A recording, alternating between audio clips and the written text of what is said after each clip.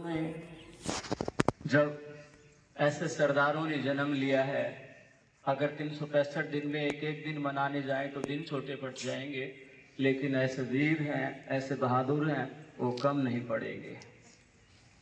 कहा है कि जननी जने तो भक्त जन, जननी जने तो भक्त जन, या दाता या सूर, ना है तो काहे या जननी बांझ रहे, काहे गवाए नूर। तो ऐसे जननी ने, ऐसी माँ भारती ने, ऐसी माताओं ने ऐसे सपूतों को जन्म दिया है। उस कड़ी में ये पूरा समय चल रहा है। 22 दिसंबर गीता जयंती, 23 दिसंबर उत्तर प्रदेश के नूरपुर के कोहिनूर चौधरी चरण सिंह जी की जयंती, और आगे चल करके जैसे कल आपने वाजपेयी जी, ऐसे बहादुरों का, ऐसे वीरों का, ऐसे महापुरुषों का की जयंती मनाई, और आज शहीद उधम सिंह जयंती है। प्रिय विद्यार्थियों, आज के दिन 26 दिसंबर 1899 को पंजाब के संगरूर जिले के सुनाम गांव में ऐसे वीर ने जन्म लिया, और जन्म लेकर के उन्होंने शिक्षा दीक्षा संगरूर में प्राप्त की। लेकिन होने को जो मंजूर होता है वो होकर के रहता है। 7 वर्ष की आयु में माता का देहांत और 15 वर्ष की आयु में पिताजी का देहांत हो जाता है। जैसे कि उधम सिंह के बचपन का नाम शेर खान था और बड़े भाई का नाम मुक्ता सिंह था। दोनों को अमृतसर के सेंट्रल जेल में भेज दिया जाता है, अनाथालय में भेज दिया जाता है। वहां शिक्षा दीक्षा पूरी करते हैं, और शिक्षा दीक्षा पूरी करके जो मैट्रिक की परीक्षा प्राप्त कर लेते हैं, उसके बाद बड़े भाई का देहांत हो जाता है, अकेले रह जाते हैं शेर खान। ऐसे में एक बड़ी घटना होती है जो इतिहास में आज भी उन एक बदसूरत चेहरा है अंग्रेजी सरकार का, जो 13 अप्रैल पूरे भारत में, विशेष करके उत्तर भारत में बैसाखी के रूप में मनाया जाता है। किसान अपने लहलाती फसल के लिए त्योहार मनाते हैं, तो उसे हम बैसाखी का दिन मानते हैं। तो ऐसे ही 13 अप्रैल 1919 को अमृतसर में, विशेष करके पंजाब और उत्तर भारत के लोग हैं, बैसाखी मना रहे हैं।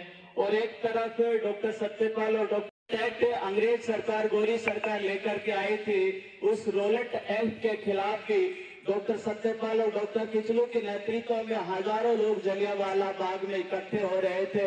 बच्चे अपनी तरह से बैसाखी मना रहे थे, और एक तरफ जंग आजादी के लिए जो देशभक्त थे, जो महापुरुष थे, जो क्रांतिकारी थे, ऐसे रोलेट एक्ट का विरोध कर रहे थे।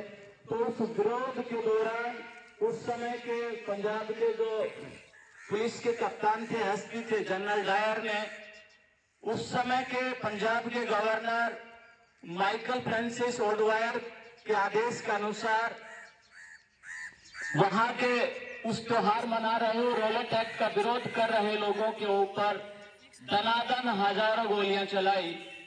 मानते हैं कि उस समय 18 मिनट तक लगातार जनरल डायर की पुलिस के पास जितनी भी गोलियां थी, उन निहत्थे लोगों के ऊपर जो त्योहार मना रहे थे और सत्याग्रह कर रहे थे, अंग्रेज सरकार के बर्बरपूर्ण रोलेट एक्ट का विरोध कर रहे थे, तो जितने भी पुलिस वाले थे, जैसा कि आपने बहुत से में देखा भी होगा जलियांवाला बाग, उसका एक ही गेट है। उस गेट के ऊपर और चारों तरफ से उन सभी सत्याग्रहियों को घेर करके उन्होंने मारा। 18 मिनट तक जितने भी उनके पास गोलियां थी, उन लोगों के ऊपर उन्होंने गोलियां चलाई। इतिहासकार तो ये मानते हैं कि लगभग 2000 लोगों की उस समय जान गई, लेकिन सच्चाई कुछ और होती है, आप सबको पता है। क्योंकि हजारों लोग तो कुएं में, वहां पर एक कुआं था, उसमें कूद करके दफन हो गए थे, उनका कहीं कोई रिकॉर्ड नहीं है। जो गोलियों से मारा गया, उनकी 2000 के लगभग संख्या मानी जाती है।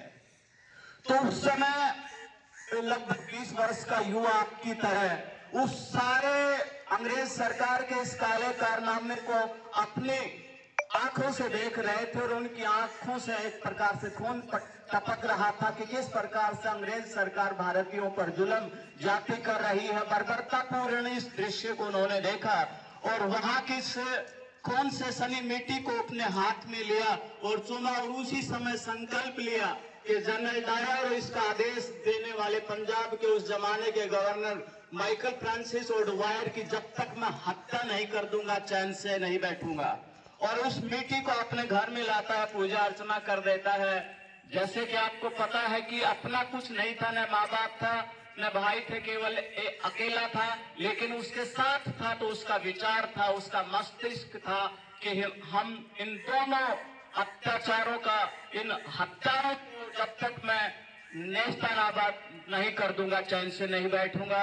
इस प्रकार से क्रांतिकारी गतिविधियों में वो अपने आप को शामिल कर देते हैं। भगत सिंह से मिलते हैं, चंद्रशेखर आजाद से मिलते हैं, लेकिन कुछ भी उसके पास व्यवस्था नहीं होती है। क्रांतिकारियों के कहने से क्रांतिकारियों के लिए फंड इकट्ठा करने के लिए जाते हैं और इस प्रकार से वो जिम्बाब्वे जाते हैं, ब्राजील जाते हैं, अमेरिका जाते हैं और फंड इकट्ठा करते हैं।